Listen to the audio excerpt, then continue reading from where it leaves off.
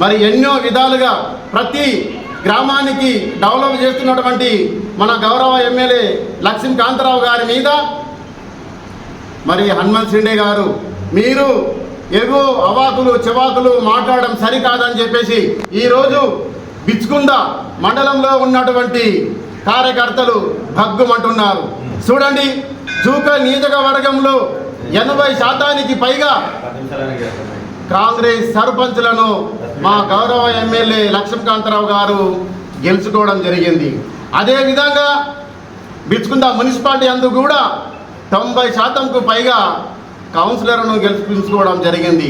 మరి మీకు ఎటువంటి కూర్చోవడానికి జాగా లేక, ఏ మండలంలో సీటు లేక, మద్దూరు మండలంలో కాలేదు, డొంగ్లీ మండలంలో కాలేదు, లేకపోతే పిట్ల మండలంలో కాలేదు, జూకల్ మండలంలో కాలేదని మీరు ఏవో ఇష్టమైన రీతిలో మాట్లాడడం సరైన పద్ధతి కాదని మిమ్మల్ని విన్నవిస్తున్నాం.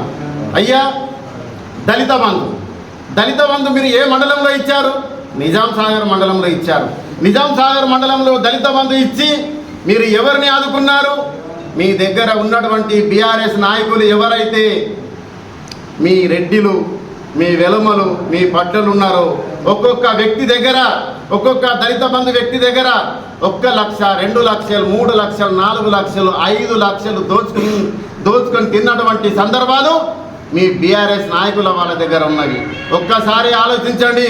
మా జూకల్ నియోజకవర్గంలో గౌరవ ఎమ్మెల్యే లక్ష్మీకాంతరావు గారు వచ్చినప్పటి నుంచి ప్రతి పేదోనికి సరైన పథకం అందుతున్నటువంటి సందర్భం ప్రతి వ్యక్తి గుర్తిస్తున్నారు. మీకు ఇక సాలీగా మీది ఒడిసింది. ఏ గ్రామానికి వెళ్ళినా మీరు ఒక మెంబర్ కూడా గెలిపించుకోలేరు, ఒక సర్పంచ్ గెలిపించుకోలేరు. ఇక ఏముంది, మున్సిపల్ ఉంది, అది కూడా మొత్తం మాకే వచ్చేసినాయి కాంగ్రెస్కు. ఇక రానున్న జడ్పీటీసీ ఎలక్షన్లో కూడా మీకు డిపాజిట్ రాకుండా మీ బీఆర్ఎస్ పార్టీకి బొంద పెట్టడానికి ఈరోజు కాంగ్రెస్ పార్టీ నాయకులు సిద్ధంగా ఉన్నారని చెప్పేసి నేను మీకు తెలియజేస్తున్నాను.